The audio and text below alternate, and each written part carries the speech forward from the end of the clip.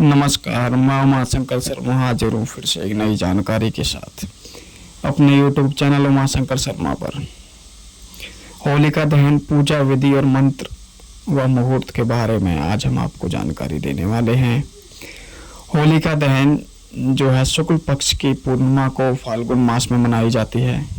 साल 2025 में होलिका दहन की शुभ तिथि 13 मार्च को रहेगी।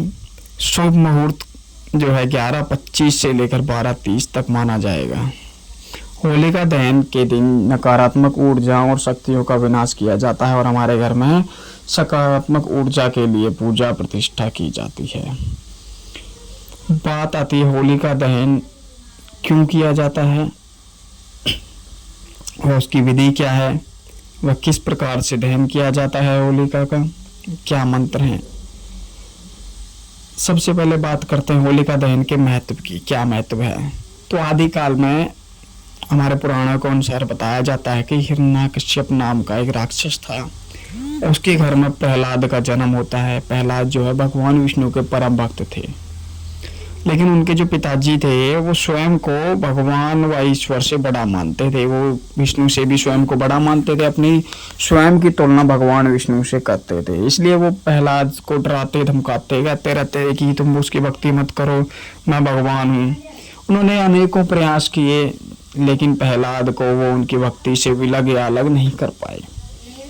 तो एक बार उनके पिताजी ने क्या किया, उनकी जो बुआजी थी प्रहलाद की, उनको बुलाया और निर्णय लिया कि इनको अग्नि में जलाया जाए, क्योंकि जो होलिका थी उसको तो अग्नि में ना जलने का शिव जी से वरदान प्राप्त था।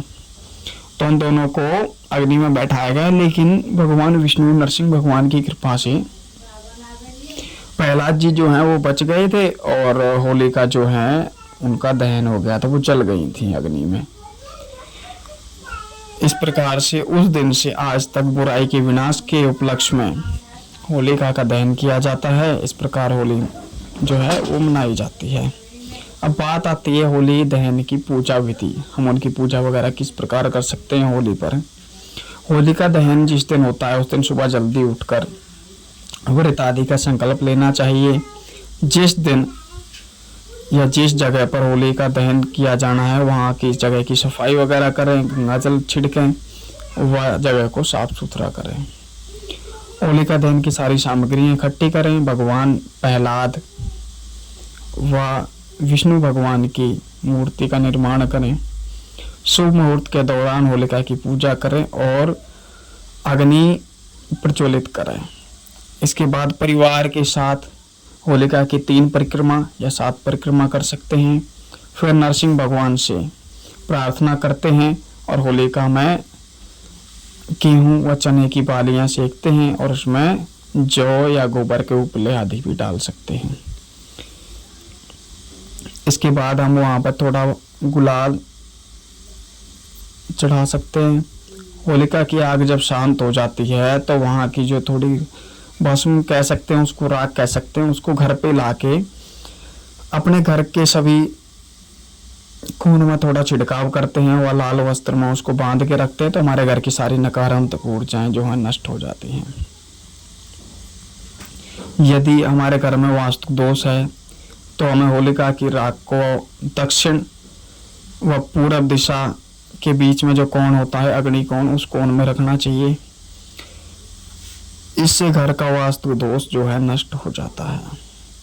अब बात आती है होलिका दहन जब करते हैं तो हमें किन मंत्रों का प्रयोग करना चाहिए। होलिका दहन में जो है अनेकों विद्वानों द्वारा अनेकों मंत्र हैं, उनका प्रयोग कर सकते हैं, लेकिन फिर भी आपको एक सरल और सहज जो मंत्र है वो बताने जा रहे हैं। अह कूटा भयस्त्रेस्ते कृत्वा त्वं होली बालिस्य अस्तवं पूज्यामि भूति भूति प्रदायिनी। हम इन मंत्रों का जाप करते हुए होली में जो है अग्नि दे सकते हैं और अपने घर की नकारात्मक ऊर्जाओं का विनाश कर सकते हैं। आशा करते हैं आपको हमारी दी गई जानकारी पसंद आई होगी। यदि हमारी जानकारी अच्छी लगे तो हमारे YouTube चैनल को सब्सक्राइब अवश्य करें। जय गुरु गोरक्षनाथ जी, जय को गजारवीर।